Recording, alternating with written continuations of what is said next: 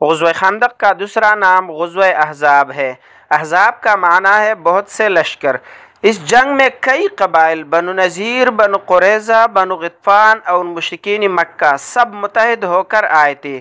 چونکہ اس جنگ میں کفار کی کئی لشکر متحد ہو کر مسلمانوں کے خلاف لڑنے کے لیے آئے تھے، اس وجہ سے اس کو غزوہ احزاب کہا جاتا ہے۔ اور مسلمانوں نے اس جنگ میں خندق کود کر کفار کے مقابلے کی حکمت عملی اختیار کی تھی، اس مناسبت سے اس کو غزوہ خندق بھی کہا جاتا ہے۔ اس غزوہ میں کفار کی تعداد 10,000 اور مسلمانوں کی تعداد 3,000 تھی۔ تقریباً ایک مہینے تک یہ جنگی محاصرہ جاری رہا۔ اس جنگ کی ابتدا اس طرح ہوئی کہ بنو نذیر کو جب حضور انور صلی اللہ علیہ وسلم نے مدینہ منورہ سے جلاوطن کر دیا تو وہ خیبر میں جا کر بھی شرارتوں سے اور اپنی یہود والی بیہودگیوں سے باز نہ آئے۔ ان کے بڑے مکہ معظمہ پہنچے اور قریش مکہ سے کہا کہ آؤ ہم تم مل کر داعی اسلام صلی اللہ علیہ وسلم سے جنگ کریں اور ان کو، ان کے کام کو اور ان کے ساتھیوں کو سب کو ختم کر دیں۔ قریش کو آمادہ کرنے کے بعد یہ لوگ یہودیوں کے سردار قبیلہ بنی غطفان کے پاس گئے اور انہیں بتایا کہ دیکھو محمد صلی اللہ علیہ وسلم سے جنگ کرنی ہے۔ قریش مکہ نے ہمارا ساتھ دینے کا وعدہ کر لیا ہے، تم لوگ بھی ہمارے ساتھ جنگ میں شریک ہو جاؤ تاکہ اسلام اور مسلمانوں کا قصہ ہی ختم ہو جائے۔ ان کے علاوہ دیگر قبائل کی جماعتیں بھی جنگ کرنے کے لیے تیار ہو گئے۔ رسول اللہ صلی اللہ علیہ وسلم کو ان لوگوں کی ارادہ بد کی اطلاع ملی تو آپ صلی اللہ علیہ وسلم نے حضرات صحابہ کرام رضی اللہ عنہم سے مشورہ کیا۔ حضرت سلمان فارسی رضی اللہ عنہ نے مشورہ دیا کہ مدینہ منورہ کے باہر خندق کود لی جائے۔ انہوں نے بتایا کہ اہل فارس دشمن سے محفوظ رہنے کے لیے یہ تدبیر اختیار کرتے ہیں۔ چنانچہ خندق کودی گئی جو مدینہ منورہ کی اس جانب تھی جدھر سے دشمنوں کے آنے کا اندیشہ تھا۔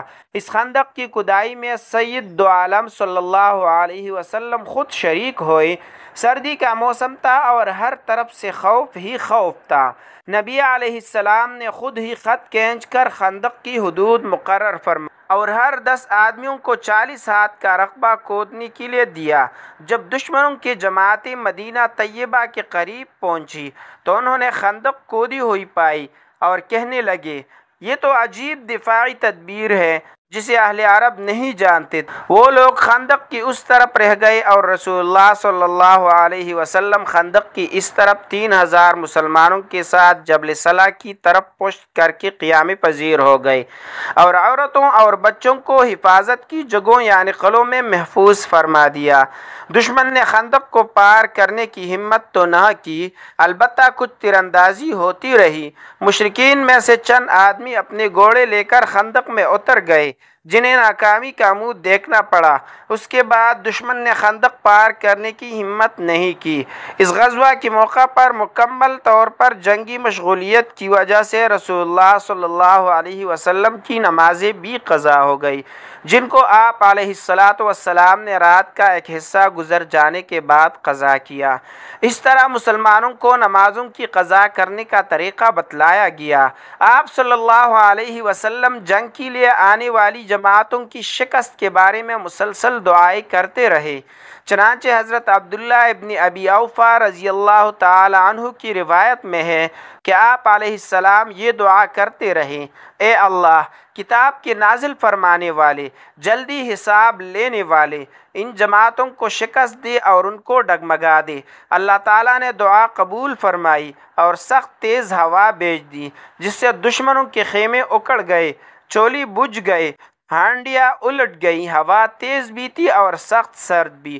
دشمنوں کی جماعتیں اس سے متاثر ہو کر بھاگ کھڑی ہوئی۔ اس طرح اللہ تعالیٰ نے ہوا کے ذریعے دشمنان اسلام کو شکست دے کر واپس کر دیا۔ اس غزوہ میں مشرکین میں سے 3 آدمی قتل ہوئے، مسلمانوں میں سے 6 صحابہ شہید ہوئے۔